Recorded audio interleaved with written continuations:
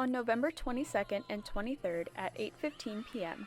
and November 24th at 2 p.m., Kellenberg will be hosting its annual musical production of Les Miserables. With over 100 people involved between cast, crew, pit, and tech, this tremendous group effort and teamwork is hard to miss. It's so crazy to know that I can come to these rehearsals after school and just be myself 100% and get to hang out with the people who I just love so much. He's really a perfect person, other than the fact, he's been in prison, he's done wrong in his life, but he goes to huge lengths to make everything right. And I really don't think any person can really measure up to that. And I think it's really fun to portray him because I get to portray someone who really is unlike anyone else. And she's a lot more than just kind of this princessy character who falls in love in the right place at the right time. She was abused as a child. She had this entire backstory that she doesn't even know about, but it definitely has to add to her character regardless of whether she knows or not. Fantine is a very emotionally draining role, per se.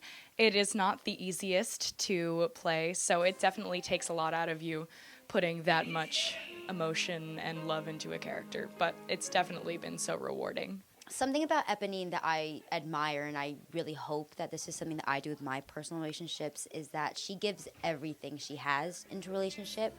When she cares about someone, she shows it, and she literally gives everything that she does and everything that she is to that person, which I really hope is something that I could do for my friends. Every single time we have practice, we always want to go to practice. There's never a dull moment. And every time I go there, I can just see the faces and everyone in the club, and you can see that everybody wants to be there. When it comes to building the set and making scene changes appear smooth behind the scenes, stage crew is truly master of the house.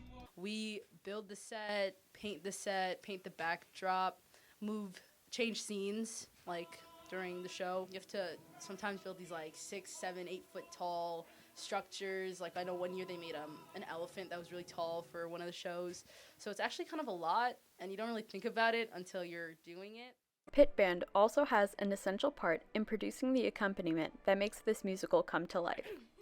The music combined with the singers and the set and everything, it just creates a really cool atmosphere, and it makes you feel like you're living in that time and you're part of it. And it just really conveys the whole message of Les Mis. It's really, really difficult music. We're reading the actual Broadway score, and this is a group of people who's really dedicated. They love what they do, and it really does take a unique and special kind of musician who wants to put that kind of work in.